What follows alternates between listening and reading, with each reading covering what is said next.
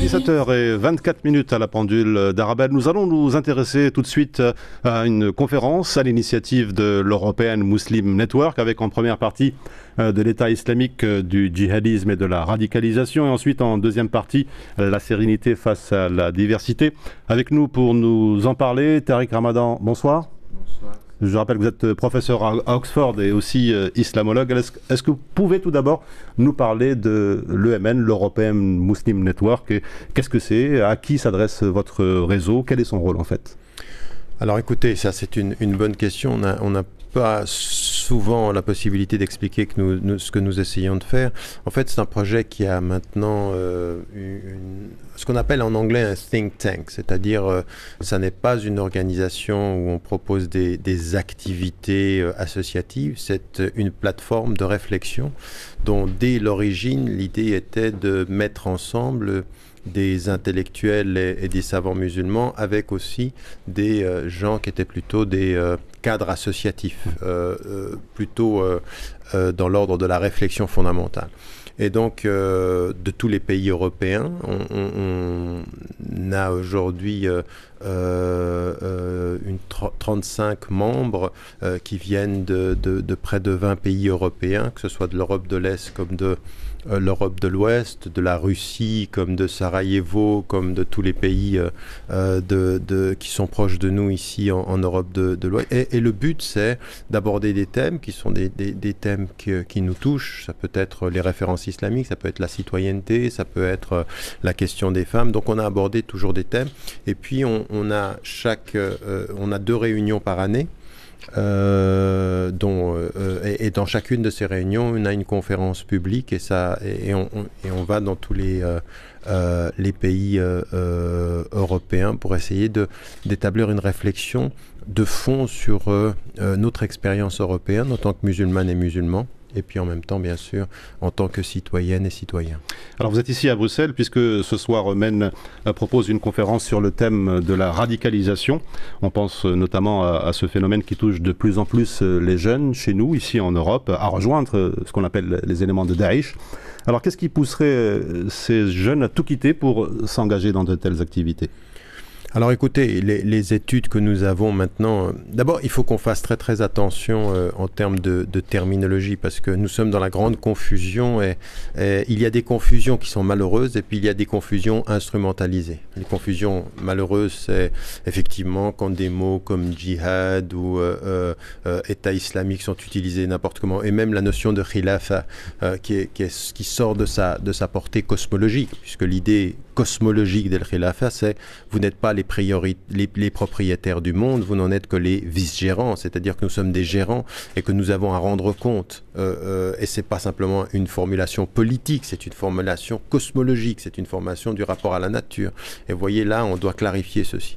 D'un autre côté, ce qui est aussi, faut faire attention, c'est l'usage de mots et l'instrumentalisation qui sont parfois malheureuses par rapport à ça, par rapport à ce qui est en train de se passer aujourd'hui en Syrie ou en Irak. Après, il y a le problème de ce qui se passe en Europe aujourd'hui. Et donc, nous avons un vrai travail à faire sur les politiques européennes par rapport à ce phénomène-là. Puis ensuite, nous, en tant que musulmans, de regarder ce qui est en train de se passer chez des jeunes. Et donc, il y a 3 choses qui peuvent expliquer certains dérapages. La première des choses, c'est une très mauvaise compréhension de l'islam, c'est-à-dire une vision très très superficielle, où on ne comprend pas, où c'est nous les musulmans contre le monde entier, et tout ce qui n'est pas musulman n'est pas bon. La deuxième des choses, c'est un appel émotionnel qui est aussi lié à des frustrations. C'est-à-dire à force de vivre en Europe des frustrations, le racisme, les échecs sur le plan professionnel ou même sur le plan scolaire, ou de ce sens, eh bien, ça peut nous donner cette impression justement que voilà la solution, voilà des gens qui se battent pour ce qui est juste. Le troisième élément qui peut expliquer ceci aussi, et qui l'explique aujourd'hui, on le sait, c'est la manipulation. C'est-à-dire que sur les réseaux sociaux, aujourd'hui, de même que dans les réseaux qui font partir des jeunes, justement, il y a des gens... Je vous interromps, on y revient dans un instant, vous en parlez aussi. Quelle place donc on accorde à l'islam en Europe, à l'heure où l'islamophobie et le populisme prennent de plus en plus d'espace, et ils sont même banalisés et se retrouvent dans les discours politiques de tous les bords finalement? Oui, alors bon, ça c'est un autre problème. Le problème que nous avons par rapport à ce nouveau racisme qui s'est installé en Europe, et pas simplement en Europe, il s'est installé aussi aux États-Unis, et qui nous fait, en fait, qui nous dit, vous les musulmans, on a un problème avec vous parce qu'on ne peut pas vous critiquer. Dès qu'on vous critique, vous dites qu'on est islamophobe. Et nous, on dit non. Il y a une différence entre faire une critique de la religion et d'un certain nombre de nos pratiques. Ça, on n'a pas de problème. Vous pouvez nous poser des questions, vous pouvez même critiquer. Mais ce n'est pas la même chose que de cibler les gens pour le seul fait qu'ils sont musulmans. Ça s'appelle du racisme. C'est ce qu'on fait avec les Noirs, c'est ce qu'on a fait un temps en Europe avec les Juifs. Et donc, il ne faut pas commencer aujourd'hui à passer d'une catégorie de population à une autre. C'est souvent ce qu'on est en train de faire. Et donc, il y a un vrai problème, l'islamophobie aujourd'hui, où il y a une espèce de normalisation. Et vous avez raison de dire que ce qui hier n'était dit que par les partis d'extrême droite, aujourd'hui est dit par pratiquement tous les partis. C'est entré dans le discours traditionnel au point que aujourd'hui, jusqu'à 75%, 75% des gens qui peuvent vivre en France ou même qui peuvent vivre en Belgique ou qui peuvent vivre en Angleterre ont une perception assez négative de l'islam. Et donc, quand on a une perception négative de l'islam, par la force des choses, eh ben, on va cibler le plus facilement ou plus facilement les populations musulmanes. Il faut dire aussi qu'en tant que musulmanes et musulmans, il ne faut pas tomber dans le piège de la mentalité de victime. C'est-à-dire on ne peut pas tous les jours de sa vie s'asseoir en disant « ils ne nous aiment pas ». Il faut aussi qu'on puisse aujourd'hui agir comme sujet. Et un sujet, il fait deux choses. Il se pose la question de savoir qu'est-ce qui ne va pas dans son comportement et il se pose aussi la question comment par le droit je vais défendre mes droits. Et donc, c'est deux façons de réagir sans être une victime. Première des choses, c'est qu'effectivement, il y a chez nous, dans les communautés musulmanes, des comportements qui sont absolument inacceptables. Du point de vue même de l'islam, et donc il faut qu'on en fasse la critique, que ce soit là, ce dont on parlait tout à l'heure, sur la question de la violence, sur la question du rapport entre les communautés, entre qui est marocain et qui est turc et qui est algérien. Il y a des choses qui ne vont pas, il y a du racisme dans certains de nos comportements, donc il faut que nous fassions cette critique-là. Et d'un autre côté, il faut que nous demandions nos droits, il ne faut pas se laisser faire, il ne faut pas être les gens qui avons les bénis oui-oui, tels que nous avons vu des gens l'être sous la colonisation, nous n'avons pas à être des bénis oui-oui. Alors Tariq Ramadan, pour revenir sur les réseaux sociaux, on sait que l'Union européenne cherche à combattre entre guillemets le recrutement sur Internet en ce qui concerne la Belgique par exemple. Elle serait proportionnellement le pays européen d'où se déploierait sur Internet la plus importante propagande en faveur de Daesh. Les réseaux sociaux, d'après vous, seraient donc le terrain de prédilection pour attirer de nouveaux candidats au départ ? Oui, ça c'est aujourd'hui attesté. Les réseaux sociaux, ensuite le travail de proximité, des gens qui sont sur le terrain, il faut faire très très attention. Il y a des gens qui sont sur le terrain, on ne sait pas qui ils sont. Moi je raconte toujours cette histoire. J'étais au Maroc il y a peu et on m'a raconté une histoire qui vient du plus haut niveau du gouvernement, où deux jeunes partent, ils sont attirés par les réseaux sociaux, ils tombent dans le piège, ils partent. En fait, ils se retrouvent dans un avion avec un groupe, ils partent du Maroc, ils partent en Turquie, depuis la Turquie, ils rentrent, et ils étaient dans l'avion ensemble. Et quelques semaines plus tard, 3 semaines plus tard, ils se retrouvent, par hasard, entre guillemets, dans deux camps opposés.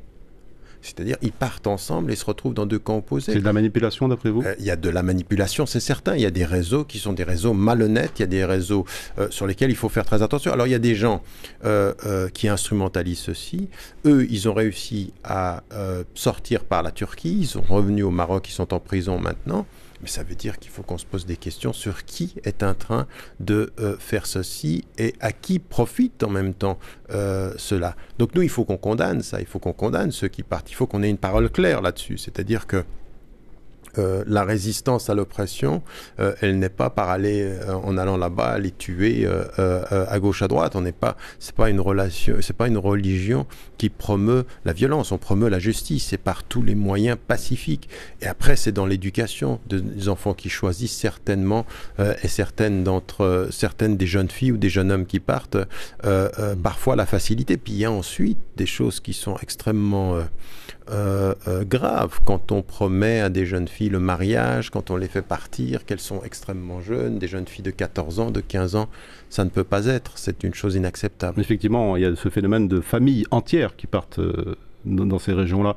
Et ce qui nous amène aussi à un autre constat. Les premiers jeunes partis combattre en Syrie et dans la région, il n'y a pas que la Syrie, reviennent en Europe pour convaincre leurs frères, leurs amis, et le mouvement semble en tout cas s'amplifier puisque l'on parle d'une seconde vague de départ. Est-ce que d'après vous c'est justifié ?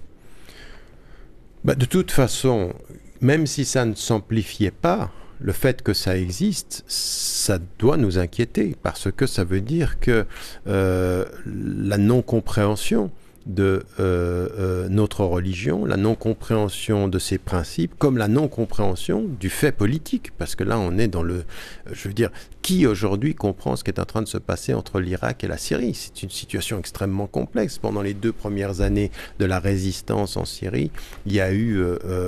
on a vu des États qui se mettaient d'accord pour ne pas être d'accord, et puis des morts tous les jours. Donc du côté d'un pouvoir qui était soutenu par les Russes et les Chinois, de leurs résistants qui étaient soutenus par les Américains et certains pays arabes. Et puis là maintenant, c'est la nébuleuse totale. On ne sait pas qui travaille avec qui et comment.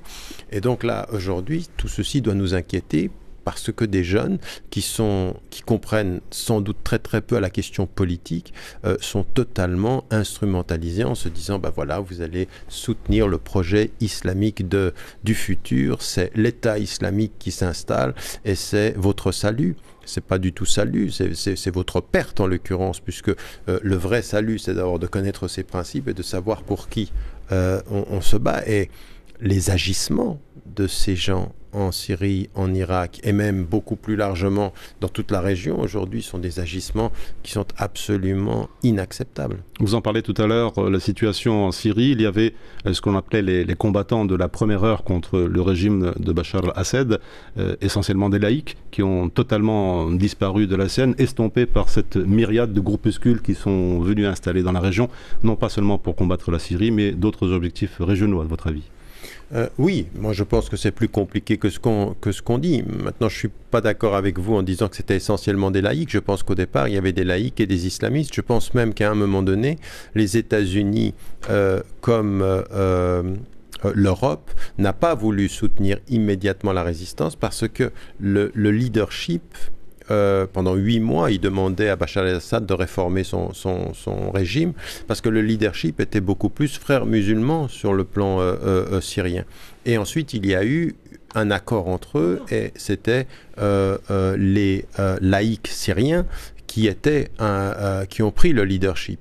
Et ce qui s'est passé, c'est qu'on a eu ensuite des salafis, puis ensuite des salafis violents, puis ensuite des gens des groupuscules dont on ne savait pas quelle était l'origine et ce qu'ils voulaient et ce qu'ils faisaient.